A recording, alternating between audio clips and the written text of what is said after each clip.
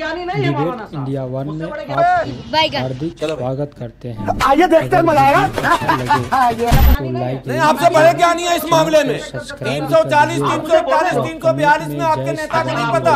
अरे समाजवादी के किसी मुस्लिम लीडर को नहीं पता।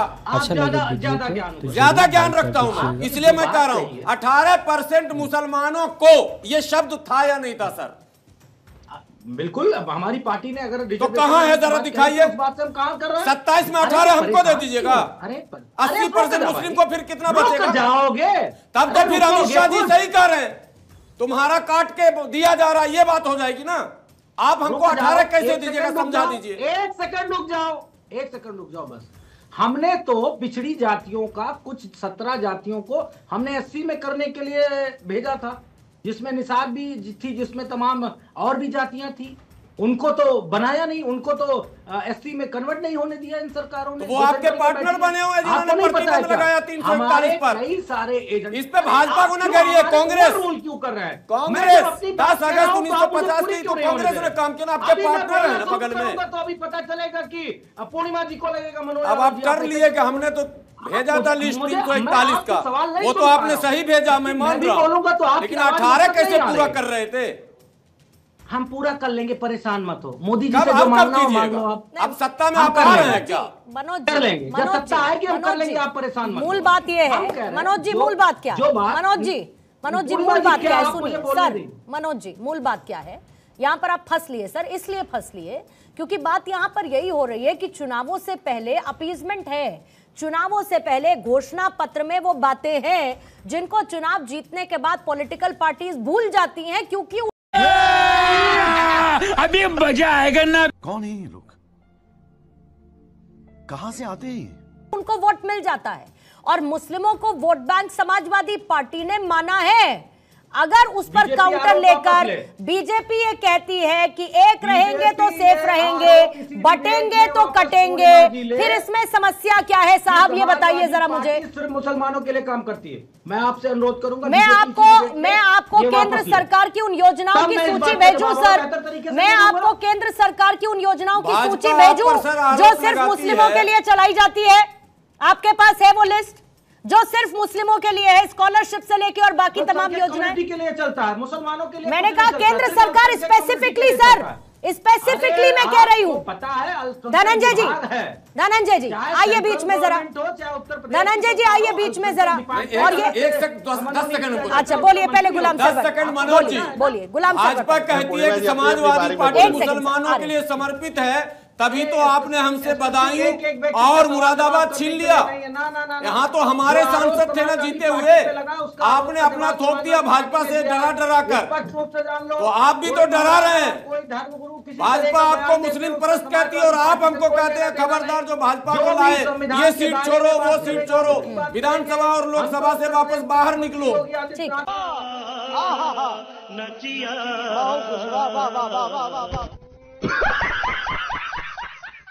ठीक है, ठीक है। धनंजय जी आपको लाते हुए, धनंजय जी आपको लाते हुए जो बात अभी मनोज जी कह रहे हैं, और मनोज जी ये भी आप ध्यान रखिएगा साहब कि सबको मुस्लिम वोट बैंक तो चाहिए लेकिन मुस्लिम कैंडिडेट खड़ा नहीं करना।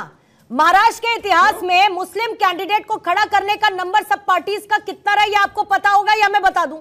इस बार भी कितना रहा या मैं बता दूं, या उससे पहले कितना रहा वो मैं बता दूं, लोकसभा में कितना रहा वो भी मैं ये कह रही हूँ सर कि आपको जहां आप यूपी में कसर नहीं छोड़ते, भाजपा से डरा के हमारा शेयर खा रहे हैं। आप उत्तर प्रदेश में कसर नहीं छोड़ते क्योंकि आपको पता है कि आपका मुस्लिम कैंडिडेट वहां पर जीतेगा, लेकिन 11% मुस्लिम वोटर्स आपको दे वोट लेकिन कैंडिडेट खड़ा नहीं करेगा। लोकसभा में टिकट दिया धनंजय जी, ठीक है। शेरवानी साहब को न राज्यसभा भेजा न लोकसभा में टिकट दिया। ठीक है, थोड़ा सा एसटी हसन को न राज्यसभा में भेजा न लोकसभा में टिकट दिया। गुलाम सरवर साहब बीजेपी को सुनिए, बीजेपी को सुनिए। मनोज जी प्लीज, मनोज जी रुकिए। मुसलमान जिस दिन समझ जाएगा उस दिन आपकी छुट्टी हो जाएगी।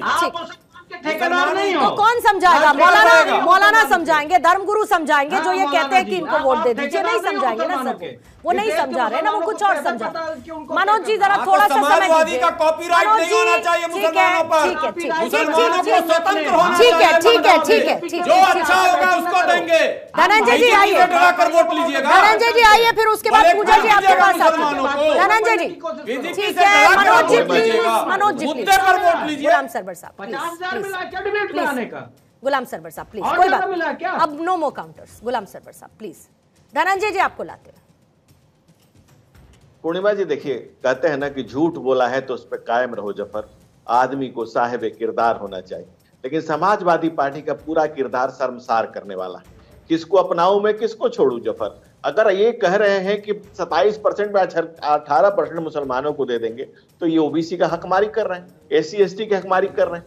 ये सिर्फ मुसलमानों को भाजपा का डर दिखा रहे हैं। और इनका नारा क्या है? PDA, परिवार डेवलपमेंट अथॉरिटी चलानी है। भाई साहब मैं आपके विषय में नहीं बोला, भाई साहब आप आपके बीच में नहीं बोला, भाई साहब बदतमीजी है, मैंने आपके समय में नहीं, भाई साहब मैंने आपके बीच में नहीं बोला। और आपने भाई अभी आपके मैनिफेस्टो में आपके मैनिफेस्टो में भैया, अभी सुना नहीं आपने मनोज जी? आपके मैनिफेस्टो में लिखा हुआ है। आपके मैनिफेस्टो का जिक्र था मनोज जी, आपके मैनिफेस्टो का जिक्र था, आपने भी माना। मनोज जी आपने भी माना। मनोज जी आपके मैनिफेस्टो में लिखा है, अगर ये मुसलमानों को डर दिखा दे, फैला रहे हो मनोज यादव। नहीं देखिए इनके बारे में वापस लो, गलत मत बोलना भाई। ऐसा है पूर्णिमा जी, ऐसा है पूर्णिमा जी, मैंने ऐसा है पूर्णिमा जी। इसीआर में कहूंगा कि समाजवादी पार्टी का 2012 का मैनिफेस्टो जरा स्क्रीन पे दिखाइए, अरे उनके पास उसमें दिख जाएगा। या फिर मैं अगली बार भेज दूंगा, मैं भेज दूंगा मनोज यादव को, जिसमें साफ साफ लिखा 18% मुसलमानों को आप लोग जो है आरक्षण देंगे। ठीक है मैथिल साहब, हमें ज्ञान ना बताए तो मनोज जी, महफिल मत बोलो मनोज जी। अरे भैया सुनो, ओ भैया ये नेहरू का नहीं, नरेंद्र का भारत है, योगी आदित्यनाथ का उत्तर प्रदेश है। गुंडाई ना बाबा निकालना जानते हैं, ठीक है, विशेषज्ञ है गुंडाई निकालने के लिए योगी आदित्यनाथ जी, याद रखना। यहाँ बैठे गुंडाई मत करो। मैथिल साहब समझ रहे हो, समझ रहे हो? स्टूडियो में कोई गुंडाई ना करे, ना अपनी शब्दों से, ना किसी तरीके के। एक सेकंड, आपने बीजेपी के प्रवक्ता को क्यों नहीं रोका? मनोज जी, मनोज जी आप मेरी आवाज पहुंच रही है। मनोज जी शांत हो जाइए प्लीज सर, प्लीज। धनंजय जी झूठ नहीं बोलिए। ठीक है सर, ठीक है। फिर ऐसे बहुत सारे आपके कहे गए झूठ पर बीजेपी प्रवक्ता बीच में कूद सकते थे, नहीं कूदे ना सर। सबने सबको बोलने का मौका दिया ना मनोज जी। मनोज जी सबको बोलने का मौका दे रहे हैं ना सर, और यही तो डिबेट का तरीका है ना। Please Manoj sir. धनंजय जी अपनी बात को पूरा करेंगे, फिर पूजा जी आपके पास आती है। पूर्णिमा जी, अगर आपके पास शब्द नहीं होगा, बोलने के तहजीब नहीं होगी, तो आप ऐसे ही भाषा का इस्तेमाल करेंगे, ऐसी ही बातें कहेंगे। ये तो संस्कार है, शब्द हमारे संस्कार का परिलक्षित करते हैं। और इसीलिए अदम गोडवी ने कहा है कि पक्के समाजवादी है, तस्कर हो या डकैत, कितना असर है खादी के उजले लिबास में। तो ये संस्कार है सपा के, जिसको अदम गोडवी समाजवादी नहीं लिखा है, किसी और ने नहीं लिखा है। और जब पापा से पार्टी छीन करके अब्बू के बगल में खड़े होकर के महाराष्ट्र में जब अब्बू कह रहे हैं कि भाई 7-8 मुसलमान जिता दो, फिर मजाल है किसी की।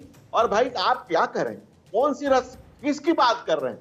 आप कौन एजेंडे पर काम कर रहे हैं? वो जो कहा जाता है कि गुस्ताख रसूल की एक सजा सरतन से जुदा, सरतन से जुदा, उसको लीगलाइज करना चाहते हैं। आप करना क्या चाहते हैं? कोई भी वक्ता वही बोलता है जो उसके श्रोता सुन रहे हैं। इस देश में मुसलमानों को डरा करके मुनाफी पर मक्कारी की गई है, जो अपने परिवार को पालने का काम किया गया है, वोट बैंक बनाने का काम किया गया है। सक्कर कमेटी की रिपोर्ट कांग्रेस के समय में आई और मुसलमानों को जहालत के अंधेरे में डाल करके समाजवादी पार्टी ने अपना रोटी से किए और तमाम झूठे वादे किए। एक वादे उसमें से सच निकले हो। और अभी आप दूसरे देख, वहीं पर जो अबू आजमी के खिलाफ जो कैंडिडेट लड़ रहे हैं वो भी मुस्लिम कैंडिडेट है।